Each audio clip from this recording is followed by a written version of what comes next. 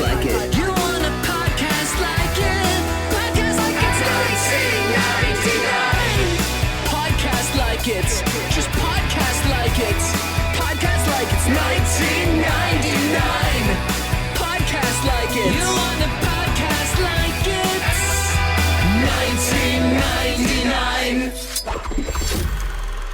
Hello and welcome to Podcast Like It's 1999, the podcast where we talk about the phenomena of 1999 huddled here in a bunker from the year 2021. I'm one of your hosts, Kenny Neibart. And I'm Phyllis Cove. And back with us is Sean O'Connor, who is probably inching up on the Five Timers Club, Sean. He's getting there. I didn't know you guys had the Five Timers Club on this. I'm so excited. Yeah, of course. All great podcasts do. Wow. Steve Martin, Paul Simon, Justin Timberlake, and me. That's right. Wait, Justin Timberlake's in the Five Timers Club? Oh, That's disappointing. 50 Timers Club. Him and Fallon. They just brought him on every other week. I guess that's true. I think even like Melissa McCarthy's in the Five Timers Club now. Yeah. So it's not as illustrious as it once was. Yeah. I mean, isn't Buck Henry's in the Five Timers Club? It hasn't ever been that, like, it just means that you didn't pull your dick out in front of the cast after party. Pretty much, yeah. It means Lauren Michaels has your number on speed dial just in case someone drops out. Correct. And you live close enough and you're funny enough that you can put a monologue together in 20 minutes. Just that's why we bring you on, Sean. Yeah. So we were good. We were supposed to have Paul Thomas Anderson on for this one. It's true. But he dropped out 20 minutes ago and we brought Sean on. We figured we'd bring Sean on. So Sean, you've done Boondock Saints and Dogma. And 200 cigarettes. 200 cigarettes. So is this 4? This is 4. Yeah. It feels like 5. It feels like 5, but we'll get there. We're going to get there. I mean, my fear is upon watching this is the very bottom of the barrel. Well, I wouldn't be so sure. But I will say that, so this week we're going to be talking about Y2K as a phenomenon to some degree. And that, but we're also going to be talking about the NBC TV movie Y2K : Countdown to Chaos, that starred Kevin Olin and Ken Olin. Ken Olin. It aired on November 21st, 1999. This might be one of the lowest budget things we've covered, Kenny.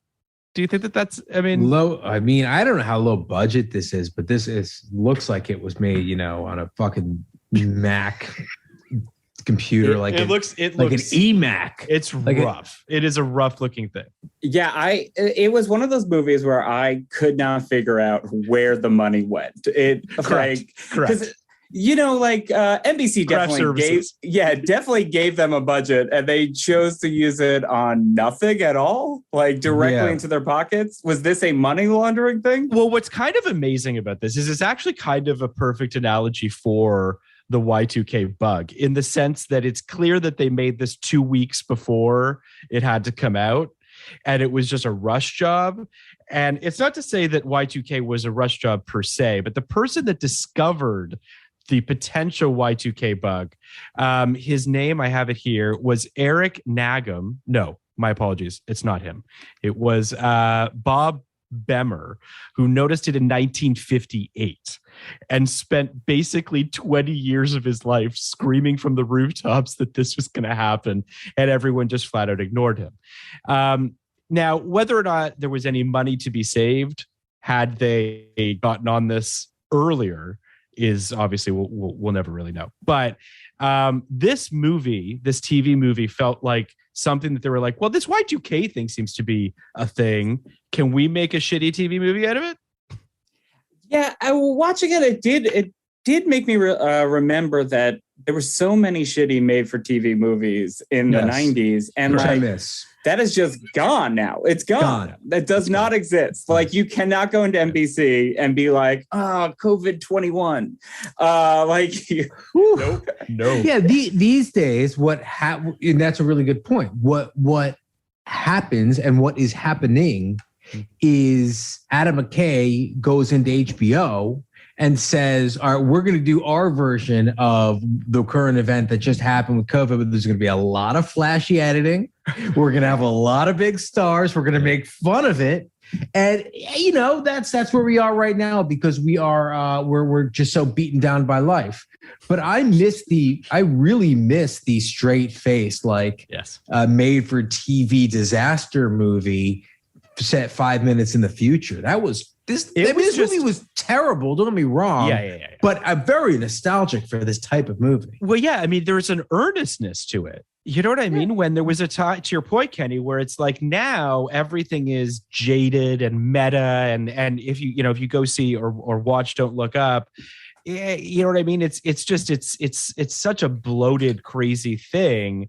Whereas this movie, for all of its not particularly goodness, is at least like kind of, I don't know. It knows what it's doing. It's earnest. It's very, I mean, the thing is it's very fun to watch a movie about the Y2K bug before Google existed. So yes. They didn't even know what Y2K was. And that was very apparent throughout the movie because they never explain what it is. They never explain what they're supposed to do to stop it from happening. Yes, it's just point. Like there's just computers everywhere, and you are like, oh, these people are hard at work. I have many thoughts. I have so many thoughts about this movie. But truly, after watching it, I had to Google what Y2K was about because this movie did not explain it at all. All right, Sean, what did you find? Yeah. About Y2K? The movie. All right, so I watched this movie halfway through. I mean, not halfway through, with about half of my attention because I kind of knew what was going on, and I have no idea what happened. All I did was I did notice that there was no proactivity on behalf of the protagonists. Things just kind of happened, and I think that there was going to be a giant meltdown in Seattle, but I don't know why the only meltdown was in Seattle. They're in the last possible place on Earth. But there's a giant meltdown in Seattle, and there's some Chernobyl illusions, and we were supposed to be along for this ride with Ken Olin, which you're really scraping the bottom of the barrel here. You could have just put Joe Morton in the lead, but when I saw Joe Morton, I was very excited because I thought he was going to be the star of the movie, and I'm like, you know what? Like he's kept up with it. He's Cyborg's dad. We all love Cyborg's dad. Yes. Yeah, like Cyborg's dad. Yeah, it was. He's the dad of several cyborgs. Yeah, This is true. But then instantly, they painted him as the cynic that was going to get his comeuppance from the first line when he goes, because when it's not a simulator, and he goes, "Aha! Turns out you were wrong," to Ken Olin, and that's a simulator. Why was he bragging? It's a misdirect for no reason. Well, the simulator is, I would argue, the most exciting part of the whole movie. Because you think something's going to happen. Yeah, the movie opens inside an airplane. I was really cockpit. hoping for that Die Hard 2 thing. I was too. Wait, the lights are so yeah. You can explain what happens if you want. I mean, listen, guys, it's what you would expect from a Y2K disaster film, which is the new millennium is approaching. Everyone's scared that because our computers were 2 digits rather than 4 digits, when it goes to 00 at the millennium, all the computers are going to shut down. It's going to be pandemonium. Planes are going to be crashing. Nuclear plants are going to be melting down. It's going to be just absolute chaos. And the movie opens inside an airplane cockpit that you think all the lights have gone out, all the power's out, and this plane just crashes to the ground. And unfortunately, that's not real. It's a simulator, and that Joe was Morton's. Unfortunate. Yes. What kind of was? I was kind of like, it would have at least been an interesting way to start it. But I will say, after it was revealed it was a simulator, I was so mad. I turned the movie off and I was like, I'm going to watch this tonight. And then I ate an edible and watched this movie because Perfect. Yeah, I was like, I was so annoyed that they did that. And I'm like, oh, this movie's just going to be them talking and pacing.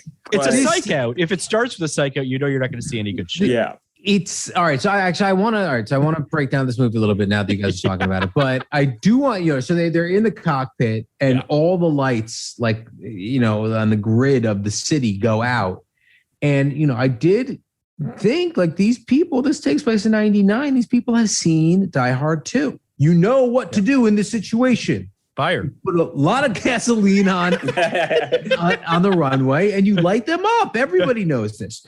But so this what I actually found interesting is you're totally right. Total jerk off, totally hated it. And then they went into probably half an hour of establishing that Ken Olin's character has the wife who works in the ER or the OR, and has the daughter who's a little rambunctious. She's a rebel. She's a little bit of a rebel. She's a rebel. I will say it became so apparent when they introduced the two guys. The daughter character that this was written by men in their 50s who have no idea how teenagers talk. So they put totally in every single line. Mm-hmm. I also love that really her friends are named Chaos and Chaos and Clipper. Clipper? Yeah. Okay. Her two hacker friends are in town. Okay. So she's going to hang out with her two hacker friends. This reminded me of the setup of every single event series pilot from 2000, every Lost ripoff from 2000 to yesterday.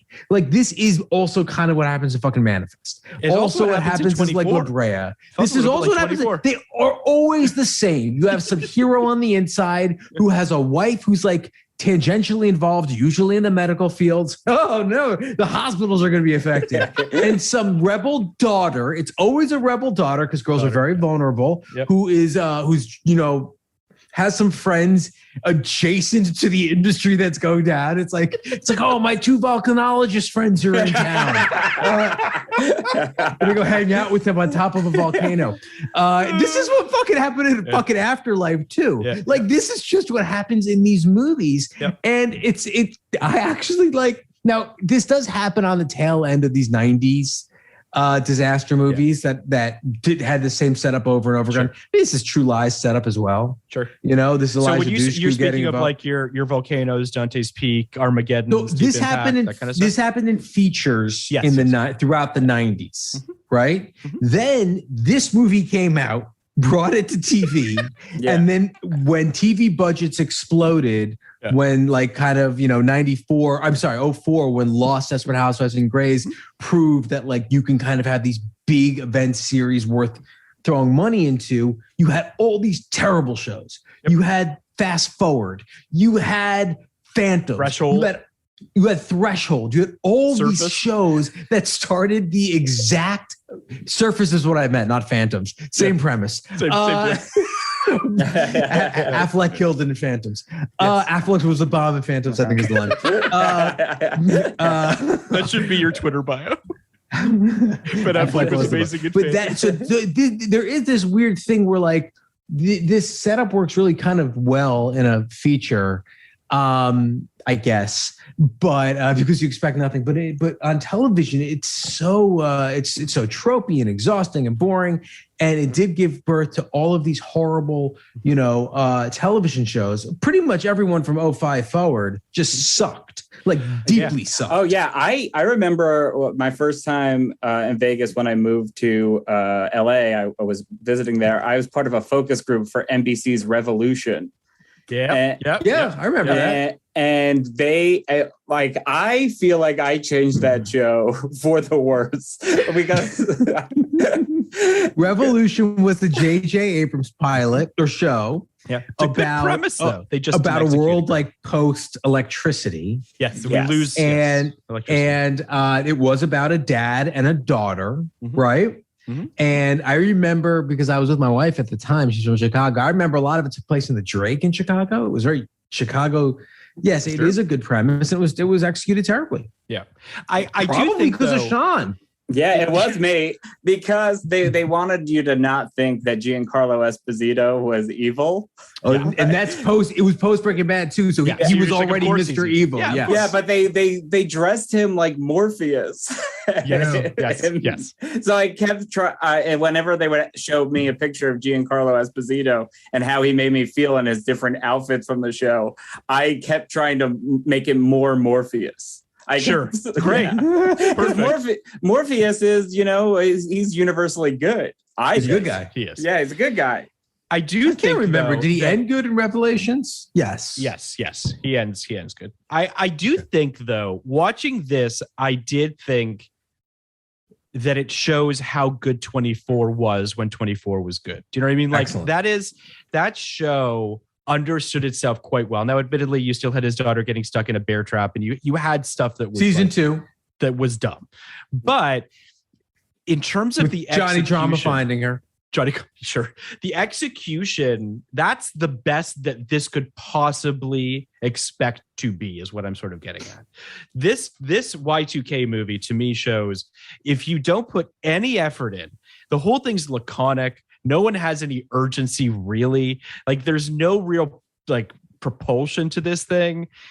And part of it has to do with the fact that obviously we're looking back and we know that Y2K wasn't a thing.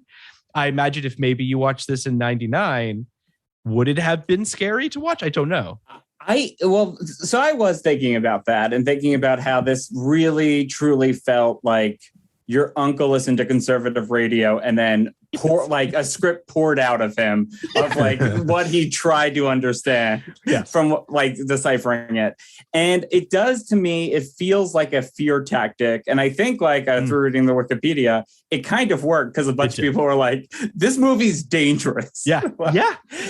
People were really scared about this. Like, actually, like the technical inaccuracies on a lot of tech sites were talking about like, this is dangerous. Yes. And it is, because it's irresponsible. It's irresponsible. It doesn't explain what it is, and it doesn't show you what they do to fix it. Yes. That is a huge problem. And I mean, like, on top of that, like, just story-wise, yes, I have huge problems with it, because I know Ken Olin is your protagonist, but like, what does he truly want? Like, it doesn't seem like do. Like, what can he do? Yeah, like, that's the biggest thing. What can he do? Yeah, you don't see it. You just see him like shaking his head and saying, "I was right." Yeah, like, which is like, that's not enough. But to just piggyback on your initial point on the irresponsibility, to give context, I think that if Fox News could make a movie like this about how the Biden administration has fucked up the COVID, whatever, they would. And that's what this feels like. It feels similarly kind of irresponsible. Yes, this is like that perfect, like the perfect storm after like the Clinton scandal. This is like, this is conservative media that we just watched. It feels that way. Although ironically, it's written by Pat Cadell, who wrote on The West Wing. So it's kind of weird. I think you guys are being a little hard on it. I mean, not from that. It's very bad in all ways. Right. Maybe not politically. But it's all right. I guess I'm looking at it almost inverted, which is at this period of time, these fucking networks, like O.J. Simpson kills his wife. 3 weeks later, there are 2 fucking movies on the air. You know, Amy Fisher shoots Mary Jo Buttafuoco in the head. 4 fucking stations. Put all 4 networks Lorena put out a movie on it. Lorena, I don't know if there was a Lorena Bobbitt movie, but there easily could have been. Do you think Vivid made that one? Vivid did make that. But I think John Wayne was in it. He was. To prove his dick still worked? Wasn't that basically the point? It was. Check out my dick. It still works. Look at. But I look at it like this. Like, all right, movie of the week. The movie of the week department must have been some miserable place at these networks, right? They must be sitting around being like, "What horrible fucking tragedy can we exploit?" And someone said, "We have to make a Y2K movie." And everyone said, "Of course we have to make a Y2K movie. Like, we have to." And they went up to the head of the NBC at the time and said, "What do you think of a Y2K movie? Gold. I love it. Obviously, everyone's freaking out about it. Everyone's talking about it. We don't even need to advertise." Great. What do you do at that point? That's my question. Once someone got it in their head that like, we have to make a movie about Y2K, how do you make a good movie about Y2K? Because you can't make like the fun movie, which would be like Ocean's 11 during Y2K. Yeah. You know, like that's not what they're asking for. They're asking for like, play out the worst case scenario. So I think the only thing you could do at that point is do a real Day of the Locusts and just have everyone fucking die. Yeah. Well, I also thought, is there a version of it where you see the apocalyptic wasteland that's been created by Y2K and then you rewind to see how you got there? Better. So because part of the problem with this, there's a lot of problems with this movie, but it's such a straight line and there's very little that can really be done about it, right? Like we just talked about how inept our hero is, where you're just like, you're not invested anyway. Yeah, his team of I don't even know what their jobs are, so I was about to call them hackers as well. They kind of are. Yeah, but they're his IT department, because that's what they are. It's just Julie from Friends. Yeah, that was right. That was Julie. Yeah, and then Zach Ward from Titus, who's supposed to be the comic relief and can't deliver a joke. It really broke my heart how not fun this movie is. They don't have fun with any moment. Because I was thinking, like, there was a moment that I was just like, ooh, this actually could be pretty good. It's when the Navy officer kind of goes full Captain America, when he's like, I'll celebrate later when they drop the ball in Times Square. Yes. And then he puts on the saddest version of All Lang Syne. Which I thought was it was a great version. I was like, wow, where'd you find this? That whole scene. Working overtime. It reminded me, like, the first G.I. Joe movie. I remember raving to my friends because there was the scene where Dennis Quaid's character just listens to patriotic music alone in his office. And I was like, that is so fucking, like, it's foundationally weird. It's the weirdest thing I've ever seen in a movie. And seeing this guy being all sad and talking about Times Square being the only real ball that drops, I was like, the movie should have way more of that weirdness. I agree. I'm looking up the credits for the director of this movie because I'm curious as to, he has 63 credits. I just let it be known. He's a director. Yeah. I mean, as you would imagine, they're mostly TV movies, but around 19, he's just done a million TV movies and Smoking the Bandit 3. I mean, he did an episode of NYPD Blue Crossing Jordan, but like, again, this guy just really churned out a lot of TV movies. Well, the other thing this reminds me of is this feels so much like that wave of procedurals we got right after this, right? Like this, the hacker guy who's dressed a little different and can't deliver a joke, and the Manic Pixie Dream hacker girl is in like every one of these fucking shows, every CSI and NCIS, and they're so bloodless and industrial, and there's so much like satellite footage, with some green shit around the place, and but it's all so sterile, and that's how this felt. This felt really sterile when I would have had people eating people in the streets. Yes, honestly, when you meet Kenny's version of this. When you meet that couple that is like, the guy's going to propose to his girlfriend, who went on the one of the horse, who I assume are only in it to just get it to time, because they have no reason for being in this movie. And they are two of the worst actors I've ever seen. The worst. Not their fault. Seeing them in Vancouver, they were born that way. Seeing them Can I just say though, her line, "Steve, I love you and I will marry you, but let's first get the hell out of here." Yeah. I mean, it's pretty good. It's not. There's worse moments in the movie. Correct. But like, I think if they were like actually stuck in a riot and separated, that's a more interesting story than them being on a horse-drawn carriage for the majority of it, and then going to a biker bar that for some reason he's friends with. He was friends with everyone. That square with Luke Perry's sideburns was friends with every fucking lowlife in the city. Honestly, a more interesting movie is finding out how he knows all those people. He was friends with the guy who had the handsome cab, and the girl's like, "How did you get this handsome cab?" No one calls it handsome cab except Kramer, and he's like, "Well, I once mopped up toilets, so I knew everybody in the city." And the guy turns around, he's like, "Hey, where do you want to go with my handsome cab?" He's like, "So we're gonna take you guys." But can I just say though, like, I was watching this and thinking about like your classic Roland Emmerich, who I feel like is for our generation, the disaster guy, or at least like that's kind of the watermark. Yeah. And what his films do well, even if you like his films, is he's got a bunch of different characters, right? They're really ensemble pieces, and you're checking in with all these different people in all of their different ways that this disaster is affecting their life. Unfortunately, this movie doesn't do that really. I mean, you've got the teenage daughter, you've kind of got this young couple, but like, I don't really know why I'm supposed to care about the young couple. Exactly. Like the teenage daughter at least is like related to the guy who's in the control room. Yeah. These two people are just there. Like if you spread that out and have like 5 or so different stories going on in the city, but they're all in different cities. They're all over the place. And also like that, to me, the part that's most unforgivable about this is I'm supposed to believe they took a helicopter from Washington, D.C. at 12:30 when also all electricity has been going out. So how do they fucking fly that all the way to Seattle for their midnight? That makes zero sense. The other thing, too, is that early in this movie, when we first meet Joe Morton, he's walking us through this, like, I guess you would call it this, like, computer headquarters, whatever we want to call it.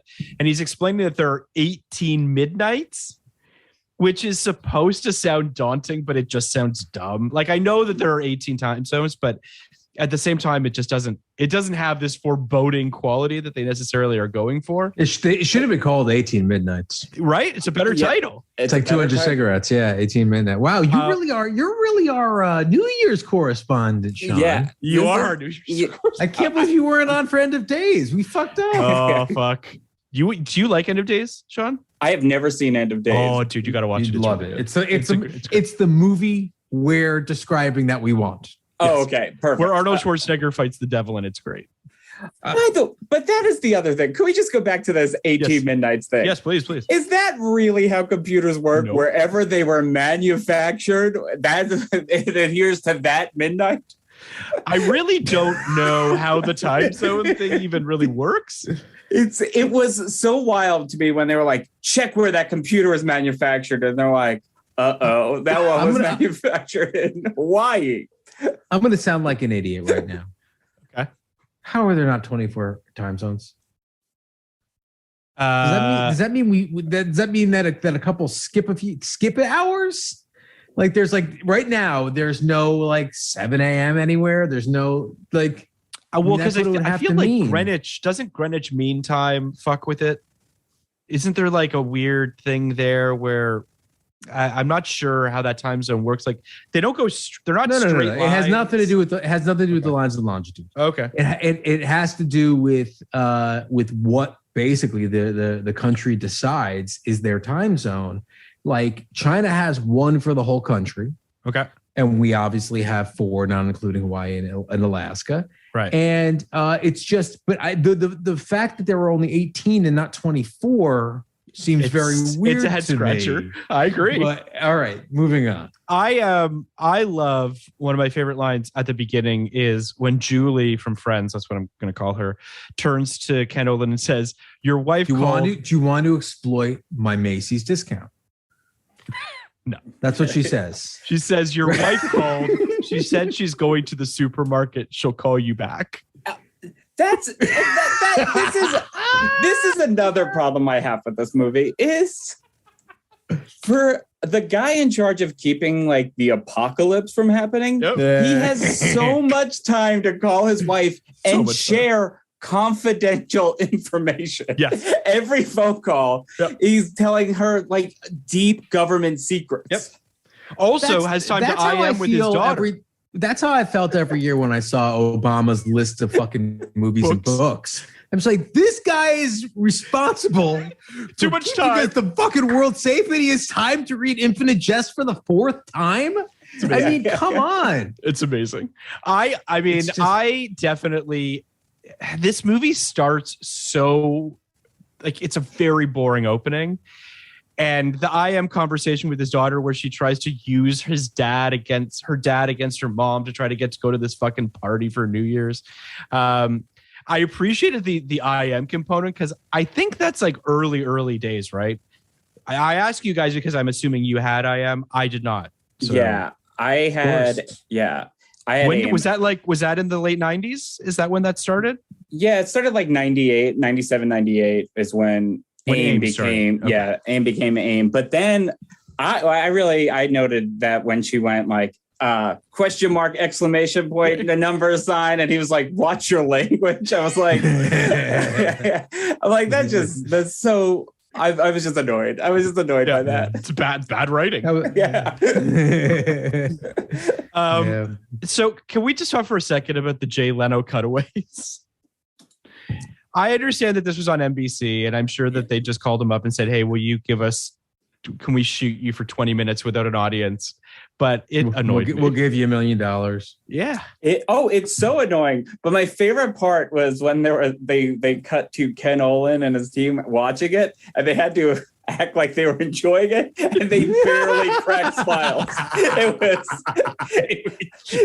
the world's ending, but Leno's still funny. Yeah. Yeah.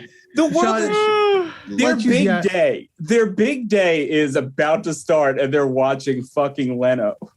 As one does. I mean, I assume as a late night writer yourself that you spent every night staying up watching Jay Leno, and your formative experiences with comedy were all Leno bits, jaywalking and the like. I mean, I love jaywalking. I loved his headlines bit, but I did not. He's one of my least favorite hosts. And very bad guy. But when we started at the Late Late Show, he was in our opening video, and he came into the writers' room and to talk to all of our writers. And he's like, "I'm going to offer you one piece of advice: write joke, tell joke, get paid." And he walked out, and we were all just sitting there, all the writers, and then my one friend Ben just screamed, "Fuck Jay Leno!" And he probably heard us, but like we were just so fucking. I'm thrilled that after I said he's a terrible guy, that you said you told a story about how fucking terrible he is. I don't think he's a terrible guy in the new Hollywood parlance of rapists and disgusting harassers, but I do think that he is the worst late night host we've ever had. Sean, have we had anyone worse?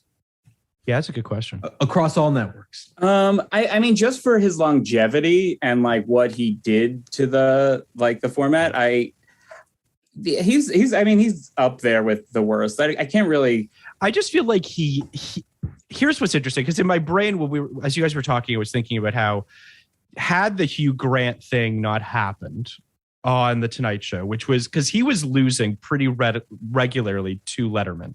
Yeah. And then the Hugh Grant thing happens, and for whatever fucking reason, it becomes this weird lightning rod, and then all of a sudden people start to flock towards The Tonight Show. The Tonight Show, it felt so boring with him. There was nothing interesting about it. He didn't care. And honestly, what I have known a lot of people who worked at The Tonight Show with him, and they all said he was a great boss. He truly cared about his writing staff and just wanted, and when they were on strike. Exactly. Yeah. I mean, like he's still a guy from Boston. But like, I think like for the longevity's sake of just being boring and churning out fucking nothing. Like if you really think about like his legacy, it is zero cultural impact. Dancing Edos and like an occasional jaywalking thing that like jaywalking is like it's kind of humorous, but it's like he's better than Keenan Ivory Wayans and Magic Johnson. But isn't jaywalking feel like a Letterman bit? Like Letterman was all about engaging with the sort of with real people. Oh, probably. It would not surprise me at all. Very nice of you. It's very nice of you to say to Jay. That's a huge compliment for him. Yeah. It's Letterman-esque. The nicest thing you could say is one of his bits could have been on Letterman.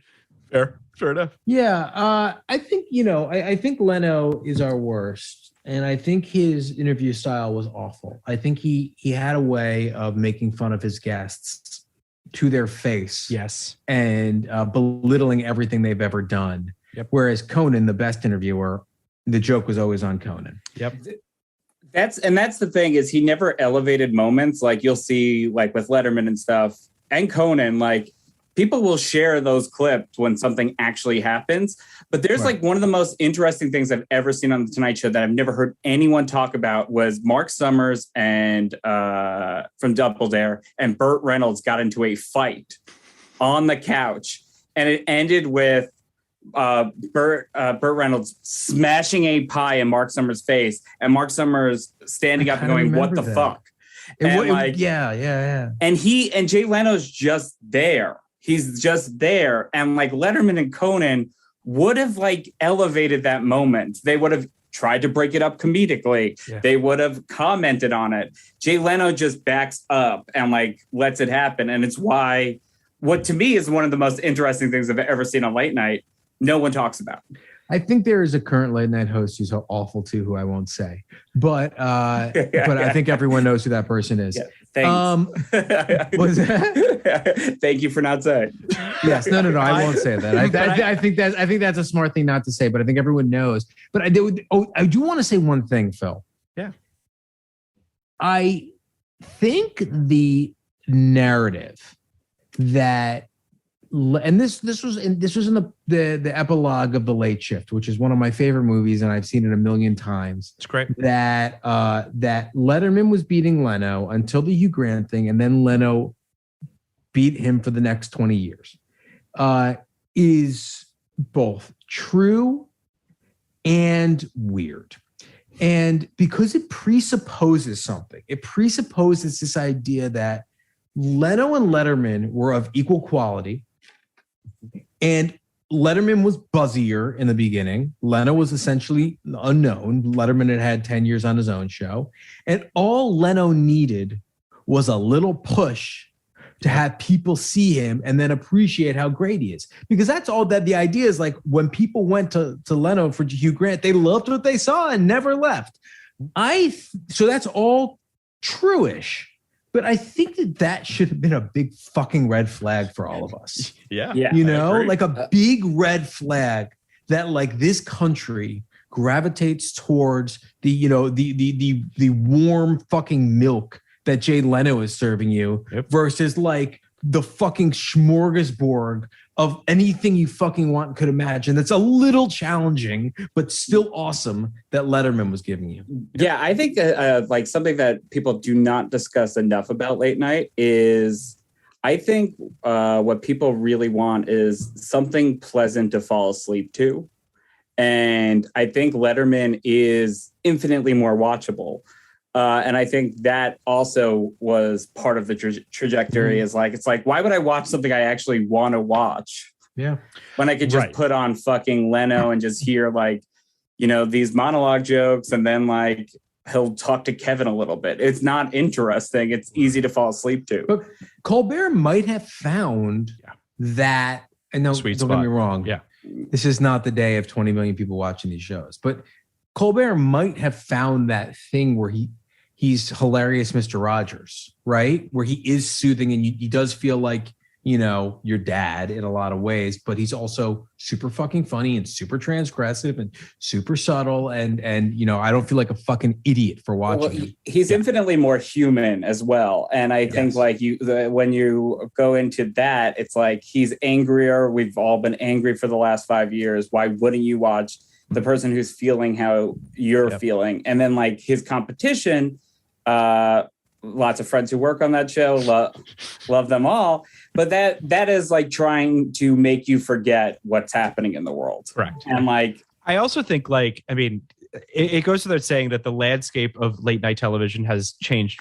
dramatically since 1999. And when, the Leno Letterman sort of, situation transpired. I do have a question for you guys, and I don't know that I have an answer, but I'm curious what you think, because I feel like Leno was the go-to guy when you needed to cut to a late night joke in the context of a film. 100 million%. Yes, right? Like he was in every fucking thing. Yes. There's a reason for that. Please, that's my question. Like, why do we think that was? He would always say yes. Leno is never in the mindset of turning down money. That's why like there's that whole thing of like he's never touched the Tonight Show money. He's always like he was always getting paid for the Tonight Show, but also still doing stand-up every weekend, at casinos and stuff. So yeah, when someone would come in and be like, we'll give you $25,000 to just tape something at the end of your show, he'd say yes. If you offer that to Letterman, Letterman didn't even have time to meet his writing staff. What was so interesting is because I try 1,000,000% on that. That's why it was so thrilling that Letterman agreed to do Man on the Moon. Yeah. Because Letterman never did anything. It was always Leno who would do these, the cutaways like in this movie, which make perfect sense, corporate synergy. But he was like, in Dave, for instance, when they wanted to do jokes about Dave, it was Leno. And what I wanted to kind of bring up, guys, was there is no analog today. You wouldn't, if you were doing a movie about some current events, and the other guy who would do this all the time was Larry King. And was like Larry King also had this kind of like pulse of the nation thing going on. Mm-hmm. But there is no Larry King. There's no nightly news show, nightly discussion show that everybody watches. Yeah. And there's no Leno who kind of like in his 10-minute monologue, just kind of like, jocularly runs down what's going on during the day and makes fun of you. How do you show this in a film or a TV show these days? Yeah. I think they still try it, but it just doesn't have, because like when Fallon was in Only Murders in the Building, it felt weird and like, that's a favor. Like you could immediately go to that.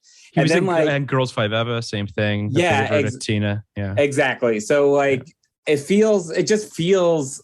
Yeah, because they're two part of, like, you see them even when you don't want to see them at this point, and like. What would you guys do as writers and smart people who are aware that is not zeitgeisty anymore? That is not how people get their information anymore. I guess like, so. TikTok, what comes to baby? I'd get Addison Rae, the greatest actress of all time. My kids hate her. I don't know why. Did they see her one movie? That's why I hate her. Well, it's funny is it's just she was a star of He's All That, and like my son who's 9 was like, oh my God, Addison Rae was just in this like terrible movie. Like it like ruined her career on Among the Nines. Yeah. For instance. Yes. I haven't seen Don't Look Up. I assume Don't Look Up has some kind of like, Well, Don't Look Up has Pulse of the Nation shit. It has this sort of pseudo Fox Newsy kind of Regis and Kathy Lee characters played by Cate Blanchett and Tyler Perry. So they're kind of the newsy kind of like a Brian Kilmeade type thing. Yeah. So that's their way of doing that. I mean, there's a version of this where depending on what your film is about, there would be credibility to having a Rachel Maddow or somebody like that popping up, depending on, obviously. But I don't think that there's much merit, or I don't know if it helps you, for instance, to have, Seth Meyers or Colbert pop up. I don't know what it means. Yeah, it's also like a movie I do not like, but they did something is Yesterday. Yes, Yesterday. And he appears on Corden, and I was like, oh yeah, that would totally happen. Like that kind of worked in that moment. Yes.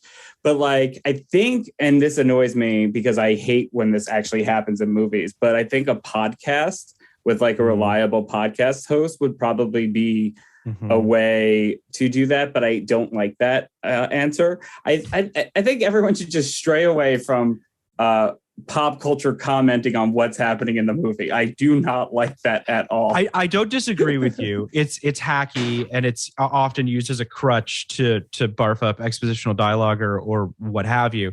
But to Kenny's question, I do think it's a valid question, especially within the context of Y2K, which is that I guess, and I think this is what Kenny was sort of driving at, we're in a weird place right now where if within the context of your film or television show, you have to delineate information that is somehow getting to the masses, what is the media source that's exactly what I'm getting at. Yeah, and I don't know what the answer to that is. And I think that the fact that Adam McKay, who, is having kind of a weird moment in the public sphere where people don't really know whether to make heads or tails of him. Yeah. But I think he's probably a little more savvy than most people who make movies like this. Mm-hmm. And the fact that his go-to was, kind of Ursat's Fox News does feel right to me in that a lot of the ways we get our information, like a lot of the country does get their information from Tucker Carlson, Sean Hannity, Laura Ingraham, and the idiots on Fox and Friends. But a lot of people also get their disinformation from them, which is what I mean is basically okay, the only way those clips come to me is if somebody retweets them and says, look at what this liar said, or look at what this idiot said. I do think for better or worse, obviously for worse, but those are the voices that break through because those are the voices that people are charged by. What a horrible situation we're in. Well, I don't disagree. I don't disagree. I will say this though, more devil's advocate than anything, but I do wonder if, and for our industry, we talk obviously a lot about cord cutting and what distribution methods and how people consume television, what have you, and what that's going to look like down the road. That has to be a big question. Before we started getting on mic, we were talking about Succession. And, for any spoiler for season 3 of Succession, if you haven't watched it, but one of the major linchpins of this past season was a Fox News-esque media conglomerate trying to figure out what the fuck we're going to do when people stop watching actual physical cable and how are we going to fucking brainwash them, down the road. And I do wonder what that looks like. Because Kenny, you're absolutely right, which is that Fox News is in the veins of people that still watch television from a cable box. The question for me is, what does that look like as we get farther and farther down this road? And it sort of, again, comes back to your original question about what if you were to write a movie right now would be the thing. And I think Adam McKay is right to use this sort of pseudo Fox Newsy type thing. But it is fascinating within the context of this film in particular, where there's a fair amount of news footage. This movie kind of ends on, I wanted to ask, the final beat of this movie, is it a joke or is it supposed to be ominous? I thought it was supposed to be ominous. I thought at first it was like, oh, this is kind of a cute gag. And then it was serious. And I was like, wait, what now? Couldn't possibly be a joke. Yeah, there's a few things that also happened towards the end where every time it hit midnight, a city completely blacked out. And then as soon chaos reigned for 18 times. As soon as they introduced the nuclear meltdown, blackouts were never discussed. Nope. No one talked if things went back online. Nope. So they completely they erased 45 minutes of that movie. Well, it's it's interesting. And Kenny, we texted about this a little bit earlier about the idea of there's actually a halfway decent movie to be made of this premise, right? I think that there's something in the water in the idea of us all losing our power, what that could mean. You guys ever see The Trigger Effect, the David Koepp movie? It's Elizabeth Shue, Kyle MacLachlan, I think it's Dermot Mulroney as well. And it's all about this blackout that hits suburbia and how basically everyone kind of loses their minds and it turns into kind of chaos and what have you. I don't know about you guys, but there is something quite unsettling about when your power goes out. Yes. Sean, were you in New York during the blackout? No, I was in New Jersey for the blackout, but you were in New Jersey for the blackout. Yeah, you experienced it. I experienced it. I didn't have any of the things where I shared cheese with the Strokes. Right, I did. Yeah, it seemed to be every blackout story. I was like, oh, this Fabrizio Moretti knocked on my window. That's incredible. I always think there was something magical about that blackout. Now, a lot of it had to do with, at least in New York, a lot of it had to do with being so close to 9/11. And sure. People were palpably relieved that it was just a blackout. Right. I'll say right now, based on history, I feel like the New York blackout was probably the last great New York moment. The New York blackout was the best fucking moment. It was the best cultural night in New York City I have ever had. Yeah. Why is that? Could you unpack that for people that didn't do it? All right. So here's what happened. I don't know if we've talked about this on air. I don't think so. But this was, I believe, in like 03 or 04. So it's very close to 9/11. I live in Westchester at the time, or my parents. Okay. Oh, no. I live in the city at the time. My parents live in the city. I'm visiting a friend in Westchester and driving back to the city when the blackout hits. So I'm on the West Side Highway when the blackout hits, and my radio goes out, right? My car radio goes out. Okay. And then immediately you're like, terrorism. You're like, I'm driving into New York City in the middle of terrorism. And once like you kind of got word that it wasn't terrorism, I just continued on with my trip, which was to meet my friends in Riverside Park and get high, which was great. So I met my friends in Riverside Park on the west side. My parents live on the east side. I have my car, right? And I'm getting high as fuck. Sure. So at some point I get in touch with my parents who are afraid and are like, you have to get back here like now. Like come across the city. It's already black. We are already hanging out. We are like eating dinner and having fun. And I'm just like, all right, I guess I got to drive fucking across New York City with no power line, with no lights and no anything.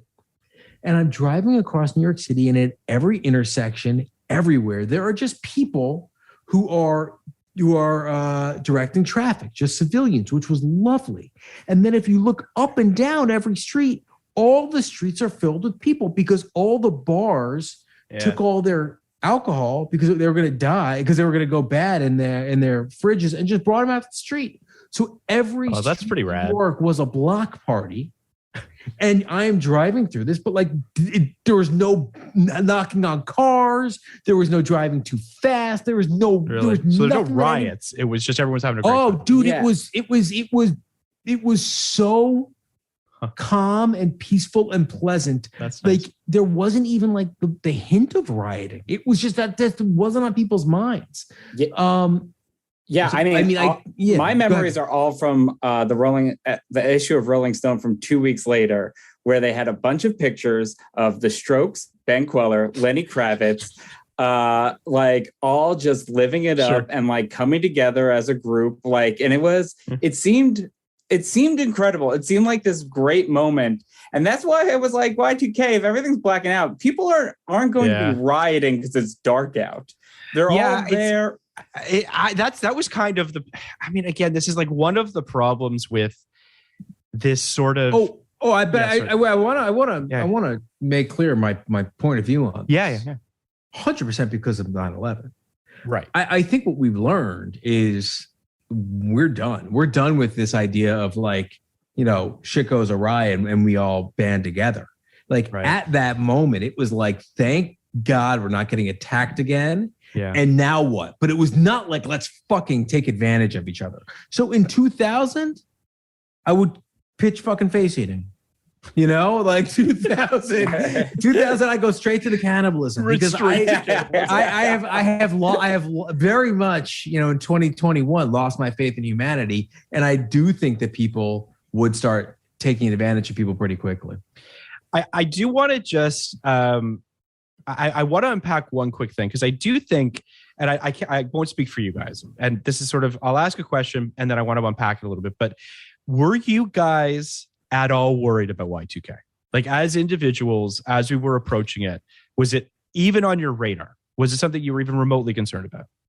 No, I think I obviously remembered like people talking about Y2K, but I'm also positive, like I was a freshman in high school and I was definitely with my friends getting drunk that night and not caring if computers didn't know what year it was. I remember that night very vividly, actually, and none of my memories are of, is this about to end? It was, why is the girl I like making out with my best friend on my car? That would leave an impression. That was a bigger deal for me in the moment.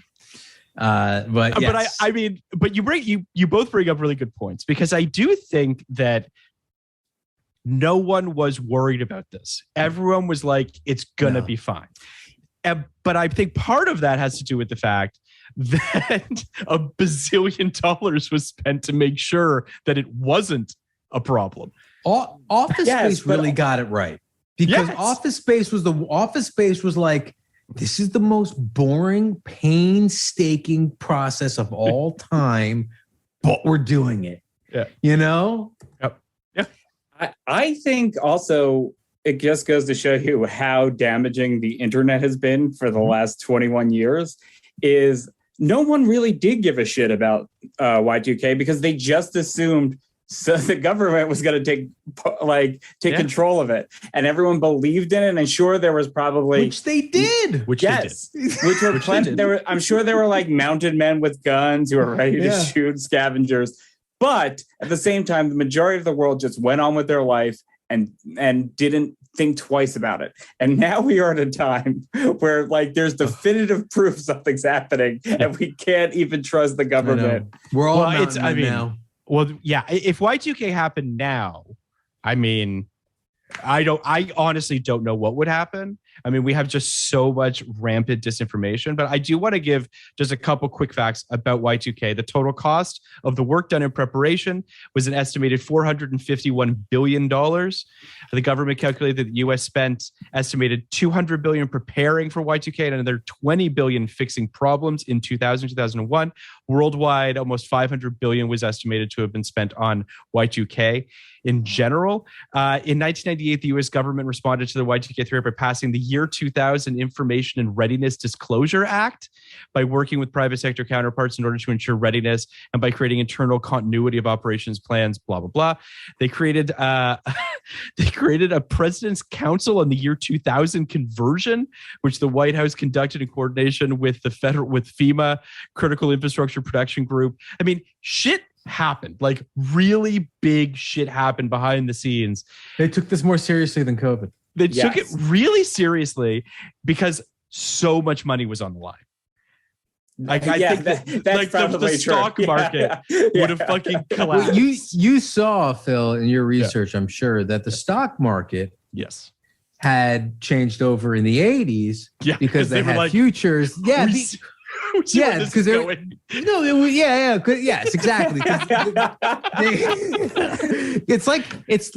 I always am so impressed by the amount of security at a casino because like money's involved, you know, and so they just take that shit fucking seriously. But at a hospital, you can kind of walk in and do whatever you want because human lives are involved. Way less important. But yes, the stock market had this shit on lock. And I think they just kind of went to the stock market and like, well, what do we do? And like 98, they were just like, so what do we do? And they're like, oh, you're fucked. It is one of those things where like, if the government had jumped on it in the 80s when the stock market did, it probably would have cost half of what it ultimately ended up costing. But they were just like, we'll make it someone else's fucking problem. Just keep kicking the can down the road. But I just wanted to kind of underline this just to say that like, I too did not worry about Y2K. I mean, I'm a little older than you guys, but still, you guys had it in Canada. We got fuck you. It wasn't called like Y2A. All right, guys. See you later. Oh my God. That's a mic drop if ever there was one. So I do remember New Year's, obviously 2000, but I think the point that we're all kind of making here is, it's the biggest, right? The biggest New Year's you could ever imagine is the turning from 99 to 2000. And no one's worried about whether or not the fucking computers are going to work. And that security comes from the fact that the government actually did their job and made sure that the shit didn't hit the fan. It was, look, I was 0% like afraid, but I also want to say like the fact that it was out there probably made the whole thing even cooler. You know, that's true. That's true. Yeah, it amped up the millennium thing that much more. Yeah. I don't mean to be such a liberal though, but I think if Dole had won in 1996, Y2K would have been an actual big problem. I mean, I think you're right. That sounds right. That sounds right. Without question. Yeah, I mean, I do think it's interesting too. In the research I did, it is kind of funny. I mean, I guess funny, but like, so obviously the Monica Lewinsky thing happens top of 1999, right? And as the election is, you know, we all know what happened in the as everything was turning over. But Clinton really tried to bang the drum of like, guys, look at what I did with Y2K. And everyone was like, fuck off. We don't care. Because it just didn't seem sexy or important, right? Like, it's just like, you're like, yeah, you fixed the computers, big shit. Like, why do I? It's fighting terrorism. They only know the ones you missed. You know, like. Yeah, that sounds right. Yeah, if Y2K had been a disaster, I'm sure the Republicans would have, obviously jumped all over him. You know what? As they should have. I would have been okay with that. Yeah. Yeah, I mean, I don't know. I do kind of. I want to ask about the, I guess the climax of this movie, if that's even the right way to put it, which is this whole nuclear meltdown situation. There is one part that made me laugh so hard, and I think it was because I ate an edible, but I had to pause it because I was laughing so hard. Is when he's like, let me in the containment room. And they're like, you need a suit. He's like, we don't have time for the suit. So he like ran in. And I remember I paused the movie. I was laughing. And I wrote down the sentence. So does he die 10 minutes after the movie's over? Because he's been exposed to so much radiation. He chooses to and it's just him running through a steam factory for about 3 minutes. Yeah. There's no question that, I don't know, a week later, he just like his skin just melts off of his body. So this is a crazy thing that I learned on the internet, on Twitter about. Did you guys read about this Jimmy Carter dropping himself into a nuclear power plant in Ottawa? Amazing. Like, what? Like, I could not have had any less of an idea that this happened. But for our listeners, essentially, Jimmy Carter obviously was in the military, Navy. He was in the Navy. I didn't know what he did. And there was some sort of a nuclear meltdown that was happening in Ottawa, in Canada. And he was did one of the Canadian scientists take care of it? What? Did they call in a Canadian to take care of that because it was happening in Canada? No, they called it Jimmy Carter. They called it. They called the Americans. An American peanut farmer. An American peanut farmer from Georgia decided to drop himself into a nuclear power plant in Canada, and saved us from ourselves. I know. So I texted that to people and got real wistful about the time when our presidents were actual heroes, the best of us. Yeah, 100%. Jimmy Carter is a bad president, but what a guy! Honestly, maybe the best guy to ever hold office. Sean, I didn't want to be the one to say it, but that's literally what I wrote. I said even our worst presidents used to be the best of us. Yeah. Yes, 100%. And it's true until the boomers came and ruined it, like they ruined everything else. It kind of did.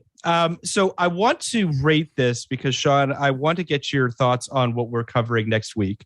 So before this podcast, I gave this movie a 14. Out of 14? Yes, 14 out of a potential 14. I gave this a 14 out of 99. I mean, I might go up to 20 now because I had a really fun time talking with you guys about it, but I can't. I mean, that's where I'm at. What about you, Kenny? Where are you at? I didn't even rate it, so I didn't think we were seriously going to talk about it this much. But I thought we were going to talk about where we were in Y2K and all those things.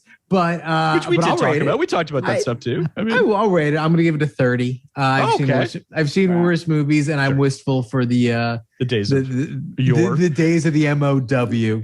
Sure. Sean, what about you? I thought I was going to be a total 15 out of 100, but I'm going to give it a 30 because Jay Leno was in it, and that really surprised me. What a surprise! I was surprised by Jay Leno and Joe Morton. Joe Morton's great. You can't go wrong with Big Joe. What was his job? Did they ever talk about it? I thought he was the president for the first 25 minutes. He disappears. It's a bummer because he can do no wrong. Joe Morton should be in everything, but he's incredible. But I mean, he's no 30-something's Ken Olin. He is no 30-something's Ken Olin. Ken Olin, shortly after this, I think, turns to directing because he does the pilot of Alias in 2001, if I'm not mistaken. And writing. I mean, Ken Olin is still a pretty big player in the biz. Yeah, no, I mean, This Is Us is obviously huge. Yeah. So next week, we are covering one of the big ones, one of the biggest films of 1999. We have Karen Kusama coming on to talk about Fight Club with us. Wow, that's such a good episode. That's really great. It's a good pretty one, good, huh? Yeah, pretty good. We're pretty good at our jobs. I mean, no, that's just fantastic. I mean, like, Kusama rules. I know. Kusama rules. What are your thoughts on Fight Club, Sean? Okay, so is it Palahniuk? Chuck Palahniuk? Yeah. Yeah. I kind of loved him when I was probably 18. Yeah. And then I really fell out of it probably when I was about 19. Yeah, he's like the original edgelord. Oh, really? Sure. But I was obsessed with this book, Survivor. Yeah, the airplane one. Yeah, the airplane one. I really like that one. But because I fell so hard, out of love with him, I've never gone back to watch Fight Club. Oh, wow. So you've only seen it the one time in 99? No, I saw it about 40 times from 1999 till about 2004. Okay. I was obsessed with Fight Club, but I don't want to go back because I don't want to either be mad at who I was or, realize that I could have been watching it the last 17 years and realizing it's a masterpiece. I think it's going to be the latter. I would agree. It is. Fight Club has taken a really interesting trip through the last 22 years. I agree. Of pop culture, and I think it's settled into a place as you shouldn't be embarrassed to love it, and you should definitely have a pretty you should definitely throw up a pretty big caveat when you love it. Make it very clear that you don't want to go and fight people or blow up buildings. But there is a lot there, and I even think the people who were edgelordy about it have kind of where they haven't really figured out the Matrix isn't about what they think it's about. Yep. Yeah. I think people have figured out that there is no way that this movie is actually telling you to go start a fight club. No movie would do that. No. And I think Fight Club is your best case scenario Boondock Saints type thing is it's a better made movie. I mean, Fincher's incredible, one of the greatest directors of all time. Good director. What a cast! Brad Pitt, that kind of Seven and stuff, but Fight Club was his first movie star Brad Pitt. Before that, he was just kind of the it boy who dated a lot of people. I totally agree with you. It also feels like the first meta, it's the first performance that you felt like Brad was in on the joke, that he was deconstructing the persona. I mean, all of that. And how bad could a movie be that Jared Leto gets the absolute shit kicked out of him? It's the best. Sure. I do think though, it's interesting what Kenny was saying about the comparing it to the Matrix, because I think both of those films are a perfect example of filmmakers who shit just ages like wine, right? Where it's they're so ahead of the game that in lesser hands, Fight Club would have been a super cool movie in the moment, and it would have had no legs, and it would have had no real cultural imprint moving forward. And it's the fact that Fincher's shit just is so airtight and bulletproof, and yet open to interpretation, which is obviously, we'll get into this in the episode, but similar to the Matrix with your red pill bullshit, just people that just choose to misinterpret because the filmmakers refuse to to spoon feed you what they're trying to say. Yeah. And that's exciting. But I mean, that is the problem with truly great art is people, when it's that good, it's for everyone. Yeah. And certain people will always misunderstand it, All in the Family becoming a ratings hit because they're that guy talks like me. And the whole point of the whole point of the show was to be he's bad. And then everyone is I'm a classic orgy. There is something, and I do think that Married with Children had a similar sort of situation where I'm not sure. As someone who has publicly said that it's probably my best and most favorite. You love it. I'm not. That wasn't a judgment. I just mean, do you think that no. And it's kind of felt like maybe I was wrong and maybe it is the bad show. I think it's very funny, Married with Children. But I will say some of some of the misogyny doesn't age well. I don't even know if it was around in 99, if I could even like I won't watch it anymore, because this is it. Married with Children really is that Fight Club thing for me, where I have gone back and been like, yep. I've told women that I love this show. I had one of the worst nights of my life recently because I told my wife that I liked the movie Dude, Where's My Car? And then I was like, I guarantee you're gonna like it. And it's like the most abhorrent film I've ever seen. I was so disappointed. Movie. I'm like I owned it on DVD. I loved it's so bad. It's transphobic. I didn't know that at the time, or maybe I did. Who knows? Who's to say? I wanted. It's interesting you bring that up because Kenny and I just did a Razzie screen draft for the Screen Drafts podcast where we ranked all the best worst picture winners on of the Razzies, and the one I won't spoil what won, but one of the big ones was Freddy Got Fingered, which is a movie that I remember watching at the time. Similar to your Dude, Where's My Car situation, where it's like, I remember watching it. I remember thinking, this is garbage. Like, this is terrible. Like, why would anybody like this? I watched it again. Kenny and I both watched it again. Might be a masterpiece. Like, it's 100% a masterpiece. It is a masterpiece. It's so great. It is somebody making exactly what they want to make and not giving into any notes. Anything.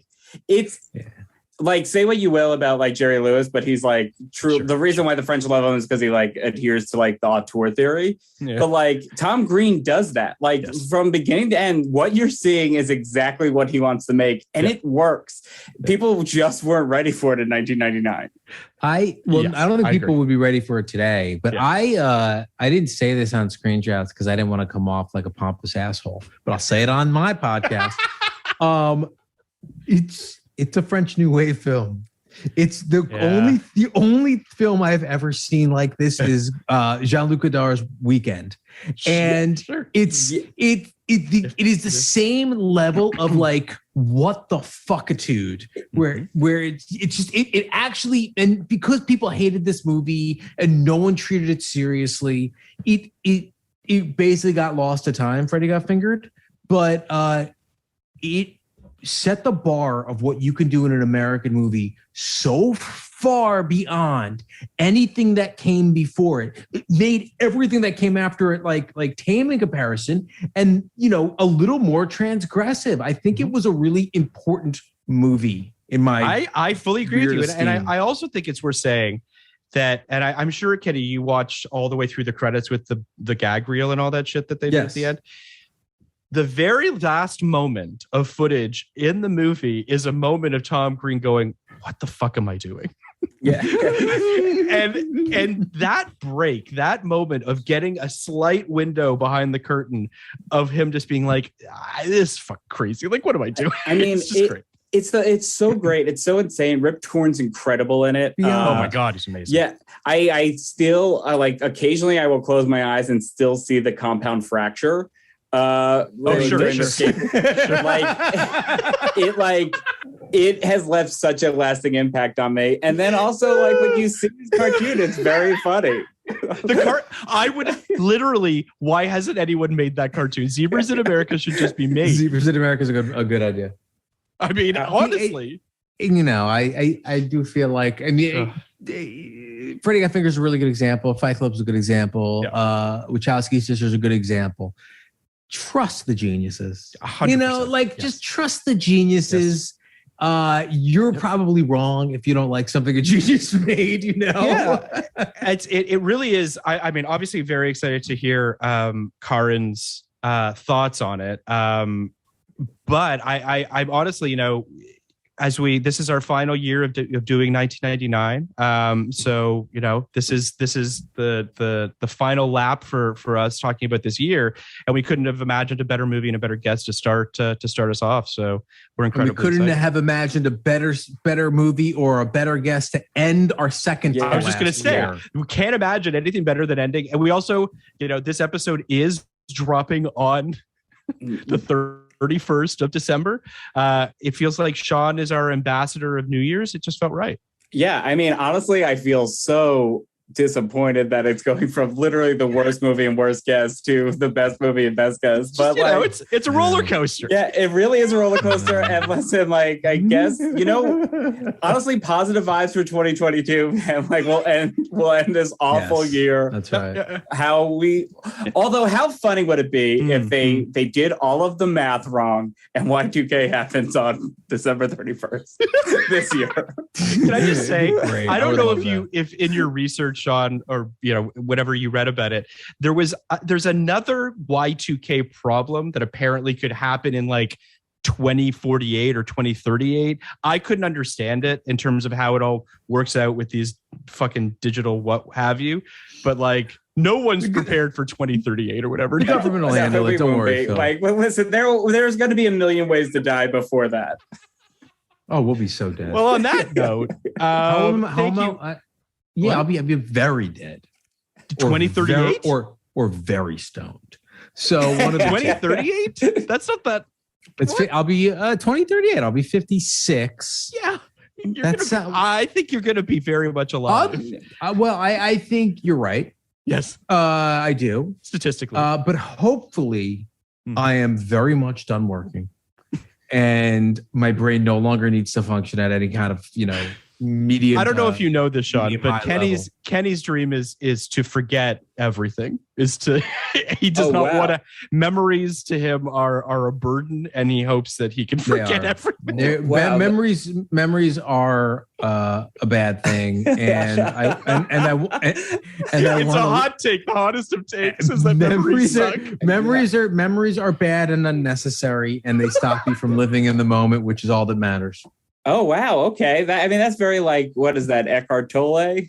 Well, yeah, sure. It's the power of now, mindfulness, all that stuff. See, me, I like dwelling. I'm still not over anything There I've is done. no way you like. That's my point. You don't like dwelling. Oh man, but I'm like Beth from Real World Los Angeles Homecoming. I have not forgotten every slight somebody has done to me, and I'm bringing it all up when I see them. That's fantastic. Unfortunately, Sean, neither have I, and that's my point.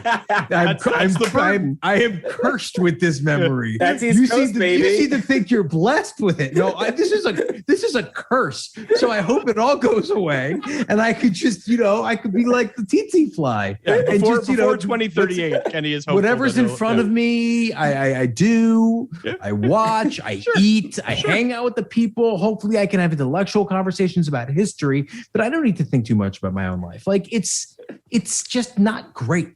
The only thing that it hurts ultimately is our rating system for 1999, which is you having to remember when you saw the film in 1999. Or if I saw it. No. Yeah. But my memory, unfortunately, and this is the problem. This is a real problem because when you're talking about you're like Beth from Real World Los Angeles. I remember everything that happened 20 years ago. I don't remember anything that's happened in the last 9 years since I've had kids.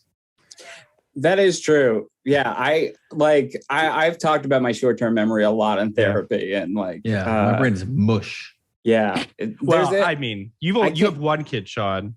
Kenny has 4. That's a lot. That's maybe too many. A lot of mush. It's a lot of people pounding in my brain. But it's great stuff. I think the other thing. Now we're getting to therapy. I think the other thing is absolutely my cell phone addiction, which I'm working on crushing. Yeah, it's not. I think good. that I'm very much addicted to my phone for sure. It has just destroyed my brain. Well, Phil, you should get what I have. All right, so we're being sponsored this week by the Light Phone, which is what I bought. What's this? This is one of those phones that psychos have that only has texts and no text. Sorry, it only has the capability to call people, get directions, listen to music or podcasts. That's it. And the idea is everything you do is intentional. So you don't pick up your phone because you're bored and want to look at Twitter. Okay. It has cut down on my phone time significantly. Wow. Well, that's interesting. The Light Phone. All right. Interesting. All right. Hopefully they'll throw some dollars our way. Sean, listen to our podcast anywhere you listen to podcasts, including on your Light Phone. Sean, thank you so much for coming back. We can't wait to have you back. for something down the road. It's going to be great. There's going to be some bad movie that I would love to talk about. When we're off mic, when we're done recording, I do want to ask you about one quick thing. I just don't want to spoil it for our listeners. That being said, please rate, review, subscribe, listen to, all of our podcasts, Patreon, all that sort of stuff. So now that we're done, Sean, we're going to be starting a Patreon in the new year for 2009. So I don't know if you know this, but Boondock Saints 2 came out in 2009. Oh, shit. I did not know that. We're so mean to you. I was so excited thinking that, oh, man, maybe it'll be MacGruber. Yeah, you're going to get Inglorious Bastards. Nope. Well, no, you can. Just to be clear, Sean, please text me any other movies that you want to cover in 2009, and obviously we'll have you on for a good one too. But we'd be remiss to not do Boondock Saints 2. So, Oh yeah, I'm in for Boondock Saints 2. I've never seen it. Didn't even know. I thought that movie came out way more recently than 2009. There's a 3. There's a third one that came out more recently. Yeah. Okay. Yeah. All right. Duffy's had 3 bites at that apple. 2009 is a great year because I auditioned for a lot of movies in 2009. Oh, great. And oh, man. Yeah. I'm just like looking at this list and being like, oh, yeah, I was up for Taking Woodstock. Taking Woodstock. Yeah. Well, Sean, let me know which ones you want to come on we for. Didn't put that on our list, huh, Rob? We didn't put that on our list. We should. Yeah. No, I don't need another bad Ang Lee movie. It's a bad one. It's really bad. We did Ride with the Devil, which is just the worst. It was brutal. Sean, thank you again. Podcast like it. You want the